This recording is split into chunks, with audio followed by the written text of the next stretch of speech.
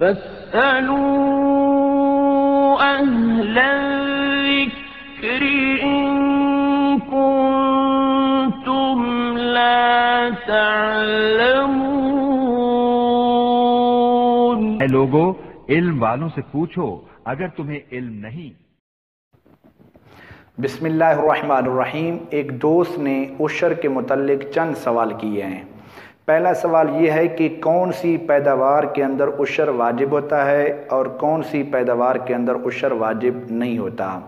اس بارے میں یاد رکھ لیں کہ فقہی اصول یہ ہے، ہر وہ فصل اور پیداوار جسے کاشت کر کے آمدنی اور نفع حاصل کرنا مقصود ہو، اس پیداوار میں سے عشر یعنی 10واں حصہ یا نصف عشر یعنی 20واں حصہ ادا کرنا واجب ہوتا ہے۔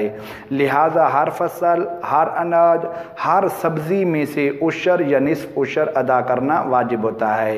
ہر وہ درخت جسے کاٹ کے بیچا جائے، ہر وہ بیج جس میں پیداوار مقصود ہو، ہر وہ پھول جس کی پیداوار سے آمدنی مقصود ہو، ہر وہ گھاس جس کو جانوروں کے لیے اگایا جائے، اس کے لیے زمین کو خالی چھوڑا جائے، ان سب چیزوں کے اندر عشر یعنی 10واں حصہ یا نصف عشر یعنی 20واں حصہ ادا کرنا واجب ہوتا ہے۔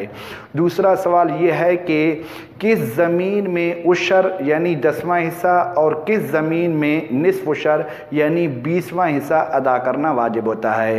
تو اس بارے میں یاد رکھ لیں کہ اصول یہ ہے کہ ہر وہ زمین جس کو بلا قیمت بغیر خرچے کے سیراب کیا جائے، اس میں عشر واجب ہوتا ہے 10واں حصہ۔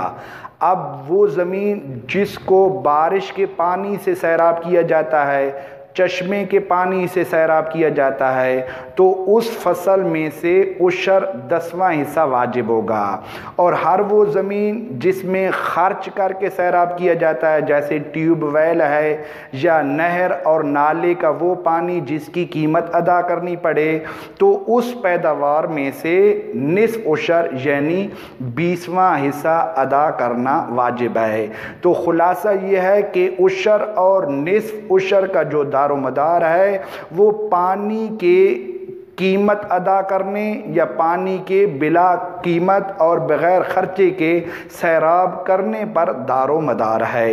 تیسرا سوال یہ تھا کہ ٹھیکے والی زمین اور بٹائی والی زمین میں کس شخص پر، مالک کے زمین پر یا کاشتکار پر، ان دونوں میں سے کس پر عشر ادا کرنا واجب ہے۔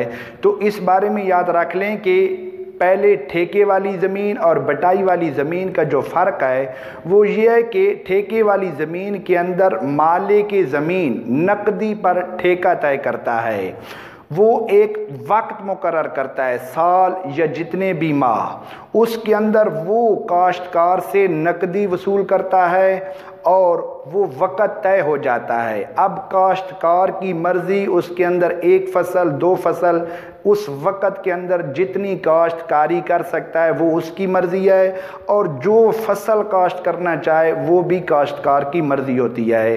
تو ٹھیکے والی زمین کے اندر پیداوار کا مالک کاشتکار ہوتا ہے، تو لہٰذا ٹھیکے والی زمین کے اندر عشر جو ہے وہ کاشتکار پر واجب ہوگا، کیونکہ اس پیداوار کا مالک کاشتکار ہے، ٹھیکیدار نہیں ہے۔ ٹھیکیدار نقدی جتنی رقم طے ہوتی ہے وہ لے کے فارغ ہو جاتا ہے، پیداوار کا مالک کاشتکار ہوتا ہے، تو جو پیداوار کا مالک ہوتا ہے عشر بھی اسی پر واجب ہوتا ہے۔ اور بٹائی والی زمین کے اندر یہ ہوتا ہے کہ مالک زمین اور کاشتکار آپس کے اندر مل کے خرچہ کرتے ہیں، پھر جب فصل تیار ہوتی ہے تو اس میں سے نصف یا جو طے ہوتا ہے اس پیداوار کے مالک بن جاتے ہیں۔